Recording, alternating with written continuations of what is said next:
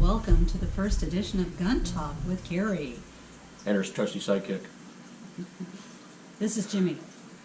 I guess it was, what, 5 years ago, maybe 6? 6. When you first expressed an interest in shooting, and when you pulled out this hog leg at your Foxes with Firearms class, and Jamie said, well, that's kind of a big gun, are you sure you want to shoot that? And you did, and you shot it fine. Did you think that 5 years later you'd be shooting a revolver in a competition? No, not It wasn't at all. not one of these, because this probably wouldn't work. It's a single action. But this was the first gun that Carrie shot. Yeah. 45 Colt. It's a Ruger Vaquero. It's been modified a lot by me. I got this when I lived in Colorado in case I was camping or hunting in a bear thigh that good or a mountain lion. Loaded with 360 grain bullets, which Carrie did not shoot. She had 250 grain cowboy action type loads, so they shot really soft. But this was the first gun that she fired those years ago. So, we just got this one back from the gunsmith, your Dan Wesson Specialist. That was supposed to be my Christmas present. We ordered that, what, November? November. Got it last month. Yeah. Well, explain why you just got it back today. When I first fired it, the first thing that I'll stop you just a second. Okay. Disclaimer, all these guns have been checked. Oh, yes. They are cleared. Yes. There is no live ammunition in the room Yeah. at all. We only have dummy rounds here with us. So, Yeah. when you first fired it, When I first fired it, I felt the safety actually hitting me on my thumb right here. And this part was sharper. And so we had our gunsmith file that down on both sides. And then also the safety itself was really rough right here. And he also filed that down. And he reshaped it a little bit reshaped it a little bit. And also we wanted a little bit of an undercut right underneath the trigger guard so that I could get a better grip on it and have better positioning for my finger on the trigger. It is still a little bit too wide for me here. These are wider grips than I'm used to, so we might change those eventually. Those are pretty chunky. Yeah. So, you were going to shoot this in IDPA, CDP class, but now I'm going to start shooting it in IDPA, CDP class. Why? Well, it took a long time for us to get this, and we thought we weren't going to get it at all. And then we were watching some videos online and saw this weird revolver called Rhino. And it was very interesting because the barrel is at the bottom instead of at the top of the gun. And we saw how there was practically no recoil at all. Muzzle flip. Muzzle flip. And we kind of... When that one guy showed the video and he had a chart, Yeah. and he shot several other guns, and you could see the other guns were coming up typically like this, and he had several shooters, and the Rhino was just, Yeah. from this to this, your time to get on that second shot is just incredibly faster. So we kind of put the word out that we were looking for a Rhino revolver, and one of our fellow shooting mates, Miss Jackie Russo, sent me a text saying, hey, my husband just found this at a local gun shop, surplus ammo and arms, and I said, we will go check it out immediately, and like within 2 days we... Yeah, I think I was on a business trip. Yeah, so we had to wait. That Friday when I got back, we went down there, it was already after dark. Mm-hmm. And here it is, as ugly as It is, but So ugly it's cool. it is amazing. Every person that I've had shoot it have said, wow, that's really different. It feels really different to shoot because you don't have that boom boom. It's more of a pushback. And it, even though it looks extremely heavy and clunky, it's not. And this is actually the original grip that comes with it. And we thought that it was going to be too big for my hands, so before we got possession of the gun, we actually bought some rubber grip that's smaller. And as I was firing it, Jim said that he thought I was adjusting my hand way too much. So we went ahead and put the original grips back on, and I don't adjust my hand You anymore. put some grip tape on the front. Yeah, we do have some. Yep. That's the Grip grip tape we tape put on on. I think it was $2 or $3. It Yeah. wasn't much at all. And It was for 1911. I just made it work. Yeah, and it's blue. It doesn't matter to me. You know, it does give me a little bit more of a grip because it is pretty smooth on it. So I needed that extra surface to hold on to. Trigger pull is about 6.5 pounds double action, and just a hair over 2 pounds single action. Yeah. It's ridiculously good. Yeah, I never shoot it single because it is so easy. It is so easy to pull. And I have the same pull with my weak hand. Support hand, Fred. said get Support that again. hand, sorry Fred.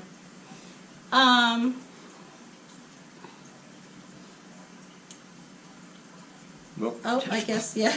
Okay, it does come with moon clips. And I did use moon clips on my first. That's exactly what happened in her match. Yeah, on my first match. And I went to pull my moon clip and I went to drop it in. And I only had 4 rounds on my moon clip instead of 6. It was in the middle of a stage. I'm like, okay, I guess I got to count well here. And so I dropped him in there, and I made it through that stage and decided that we were going to Go to this. go to a speed loader instead of moon clips. These are by Speed Bees. Another reason, so far I've used moon clips in 2 matches, and I've also stepped on 2 moon clips In 2 matches. in 2 matches. And so, oh, there goes another one. They're really thin. They are very thin.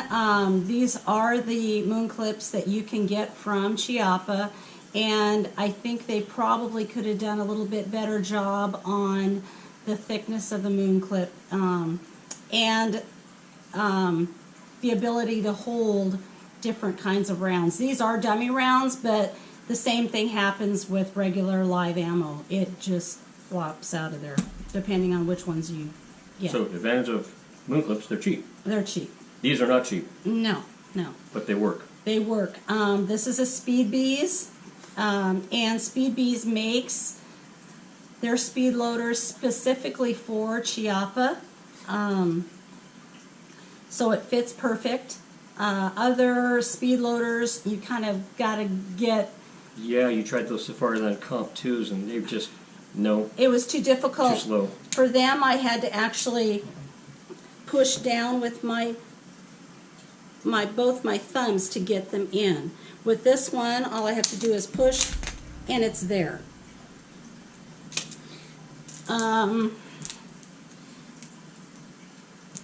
However, if you want to use moon clips, get one of these BMT Mooners. I'll put the link in the description and the link for the Speed Bees. I have this for my 325 Smith & Wesson Mooner here, and they are the bomb for loading and unloading moon clips. Totally easy. Yes. Awesome. So probably the thing I don't like the most about this is the cylinder release is kind of sharp-edged right here. It's basically looks like a piece of pressed steel, and I thought they could have done a little bit better job on that for competition. so if any of you have seen our Facebook post, the star extractor is probably a little bit undersized because occasionally you will get the extractor slipping over the rim of a case.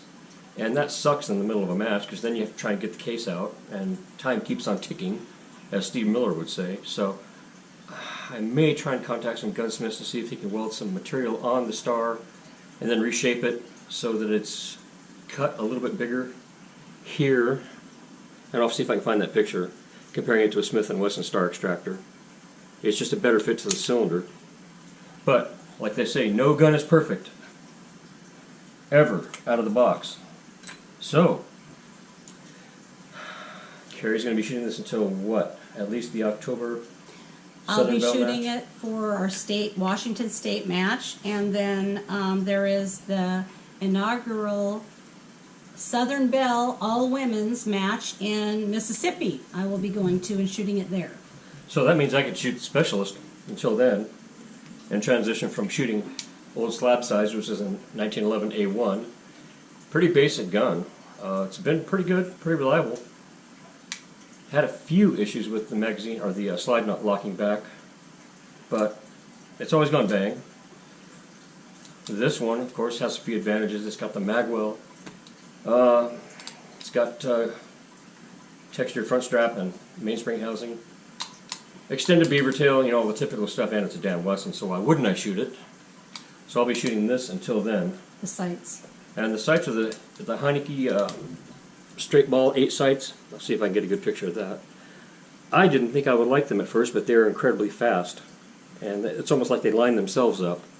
So I haven't shot this in a match yet. I've still got to get a holster for it.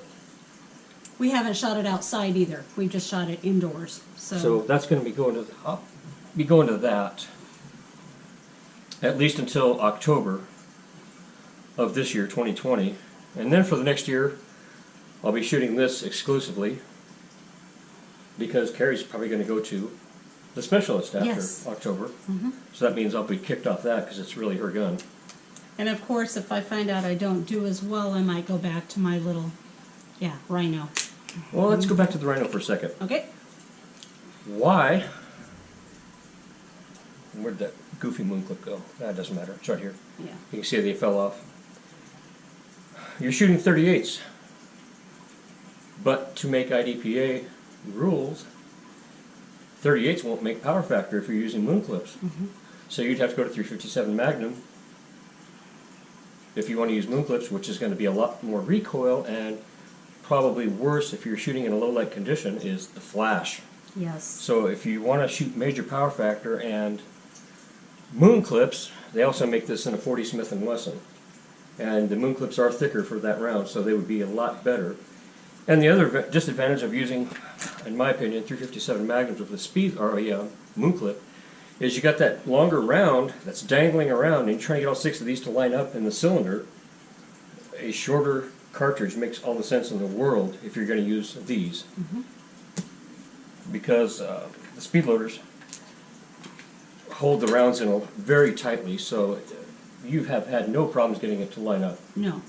And I noticed in your couple of your matches with the moon clips, you had to jiggle them around because Yeah. they don't hold them really tight. Like this is from my Smith & Wesson. That's a 45 ACP, and these things just hold in. There's no problem getting them in the gun. Yeah, they're a totally different length, as you can see. Yeah, and the There's a Magnums lot less wobble. wiggle room, as there with the 38. There's a lot more wiggle room there. And 357 Magnum will be even worse in that respect. So, we've been on lockdown with this coronavirus thing and haven't been able to do a lot of shooting. And getting rusty and getting stir crazy, you want to go out and shoot these guns. And let's see, last year you shot this guy, mostly, in IDPA. This is a Dan Wesson Guardian. This weighs 29 ounces with one empty magazine in. This is 42. Yeah, definitely a lot heavier. A lot less muzzle flip. Yeah. I think you'll do well with it. And with shooting a revolver, I've noticed that you have gotten much better at planning your stage because you have to. Yeah. You've got six shots and you've got to reload. You got to make each one count and know what you're doing. And I have noticed that you're spending a lot more time thinking about your stage and, okay, I'm going to shoot 2 on this one, 2 on this one, reload, stuff it in my pocket for a tactical reload. You're doing all that stuff, and that's Yeah. going to make you a better shooter, in my Yes. opinion. Oh,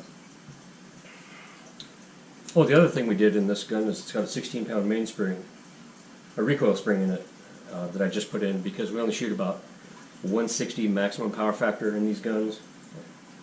For matches, there's no need to shoot anything more, it's just more recoil.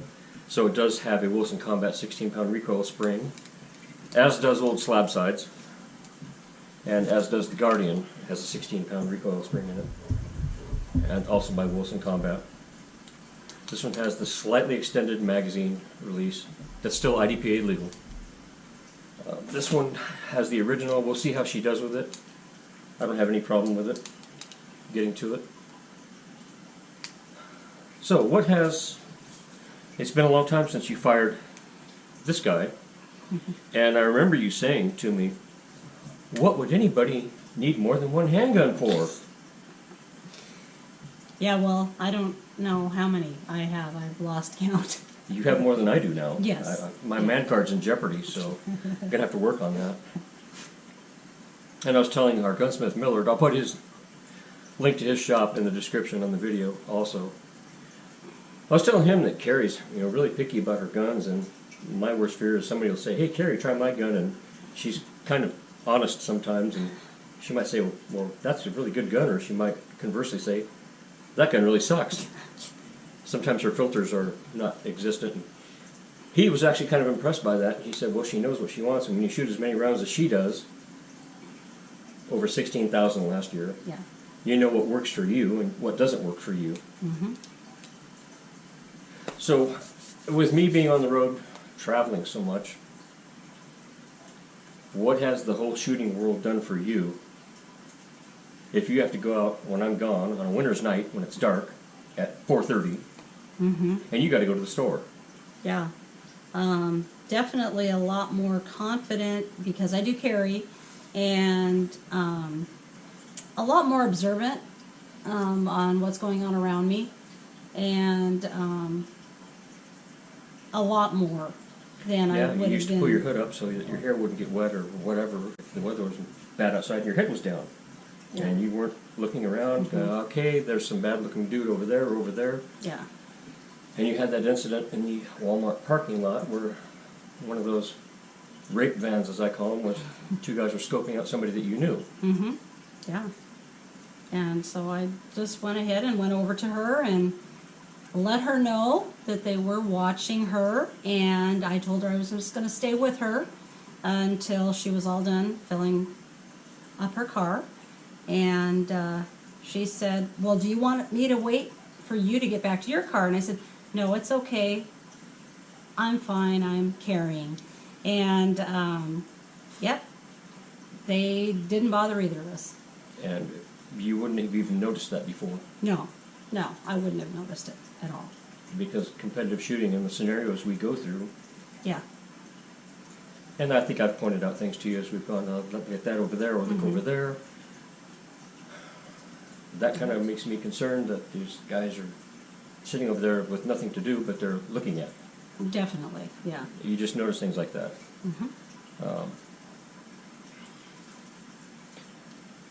So, I guess that's it for the first edition.